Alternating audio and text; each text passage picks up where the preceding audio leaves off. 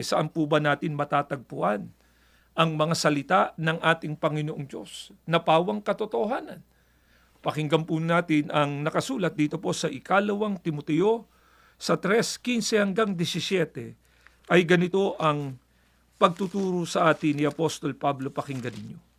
Sapagkat mula pa sa pagkabata ay alam mo na ang mga banal na kasulatan na nakapagbibigay ng karunungang nag-aakay sa kaligtasang nasa pananalig kay Kristo Jesus. Lahat ng kasulatan ay sa Diyos galing at napakikinabangan sa pagtuturo, pagsaway, pagtutuwid at pagsasanay sa kabanalan upang maging ganap ang lingkod ng Diyos at ihanda sa lahat ng mabuting gawain.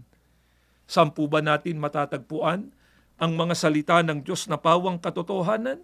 Sa mga banal na kasulatan o karaniwan din pong tinatawag na Biblia. Gaano po ba kahalaga ang mga banal na kasulatan? Ang sabi po sa talata, ito anyang magbibigay sa tao ng karunungan na mag-aakay sa kanya sa pagtatamo ng kaligtasan.